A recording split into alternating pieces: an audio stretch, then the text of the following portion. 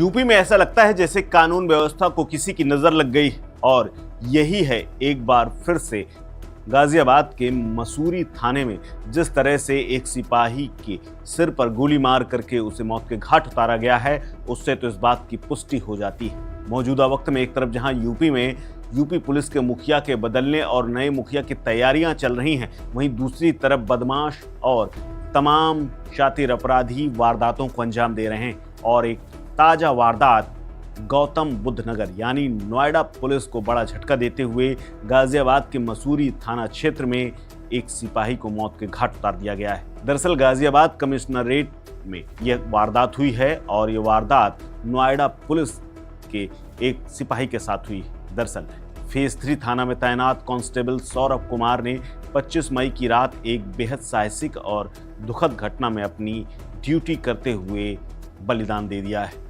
सौरभ कुमार एक वांछित अपराधी कादिर को गिरफ्तार करने गई टीम का हिस्सा थे और उन पर गाजियाबाद के मसूरी क्षेत्र के नाहल गांव में हमला कर दिया गया, जिसमें उनकी जान चली गई। अब इस पूरे मामले में नोएडा की पुलिस कमिश्नर लक्ष्मी सिंह ने कांस्टेबल की वीरता को सलाम किया है, साथ ही अपने वेतन से बकायदा 1 लाख रुपए देने की घोषणा की है। लेकिन उसकी जान का क्या, जिसकी जान अपराधियों ने ले ली है। दरअसल घटना तब हुई जब नोएडा थाना फेज 3 की पुलिस की टीम कुख्यात अपराधी कादिर पुत्र खुर्शीद को गिरफ्तार करने के लिए गई थी। कादिर पर चोरी, लूट और गैंगस्टर एक्ट समेत 16 आपराधिक मुकदमे दर्ज हैं। उसकी तलाश नोएडा पुलिस को भी थी और इसीलिए वांछित को गिरफ्तार करने के लिए टीम नाहल गांव स्थित कादिर के घर के पास गई थी और उसे गिरफ्तार भी कर लिया गया था। बताया जा रहा है कि इसी दौरान कादिर के परिजन और तमाम साथियों ने पुलिस टीम के ऊपर हमला कर दिया। घटना तब हुई जब थाना पुलिस मौके पर पहुंची हुई थी और वहां पर कई लोगों ने उन्हें घेर लिया और उसके बाद स्थिति गंभीर हो गई, फायरिंग शुरू हो गई और पुलिस टीम पर जानलेवा हमला कर दिया गया। हालांकि इसके बाद घटनास्थल का एक वीडियो भी सामने आया है जिसमें सिपाही जमीन पर पड़ा हुआ है और उसको सिर से खून निकल रहा है। आसपास पुलिस का कोई बंदा तक नजर नहीं आता है। आपको बता दें कि सिपाही की हत्या के बाद उसके घर में मातम पसरा हुआ है। सिपाही शामली के रहने वाले थे।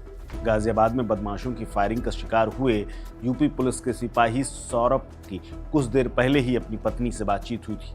पत्नी को कहा था कि आज मेरा खाना मत बनाना, मैं बाहर से ही खा कर आऊँगा। लेकिन उसके बाद उनके घर में वो तो नहीं पहुँचे, लेकिन उनके शहीद होने की खबर पहुंच गई, जिसके बाद उनके घर में मातम पसरा हुआ है। शामली के गांव बघेव कानू खेड़ा के रहने वाले उत्तम कुमार के 2 बेटे हैं। एक का नाम रजत, दूसरे का नाम सौरभ। बड़ा बेटा रजत अपने पिता के साथ गांव में खेती करता है, जबकि सौरभ का सिलेक्शन साल 2017 में यूपी पुलिस में हो गया था। सौरभ ने हाई स्कूल की पढ़ाई सेंट फ्रांसिस स्कूल और इंटर कॉलेज की पढ़ाई शहर के सिल्वर बिल्स स्कूल से की थी। सौरभ के बलिदान होने के बाद गांव में कोहराम मचा हुआ है। बड़ी संख्या में ग्रामीण सौरभ के घर पे पहुंच चुके हैं। पिता उत्तम कुमार ने 3 दिन पहले सौरभ से बातचीत की थी, जबकि भाई रजत ने रविवार की शाम को उससे बात की थी। परिजनों के मुताबिक घटना से कुछ देर पहले ही सौरभ की पत्नी आयुषी ने उसे कॉल किया था और उसने खाने की बात पूछी थी, तो सौरभ ने कहा था कि आज मेरा खाना मत बनाना, मैं बाहर से खा कर आऊँगा। इसके बाद कोई बातचीत नहीं हुई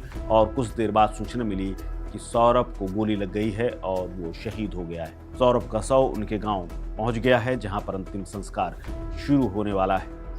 हालांकि सौरभ का पोस्टमार्टम इससे पहले किया गया और पोस्टमार्टम में उसे गोली लगी थी। शामली पुलिस और परिजन अंतिम संस्कार की तैयारी में जुटे हुए हैं। उधर सौरभ के बड़े भाई रजत और अन्य लोग गाजियाबाद पहुंचे हुए हैं। फिलहाल इस खबर में इतना ही। अपडेट्स के लिए बने रहिए वन इंडिया हिंदी के साथ। नमस्कार।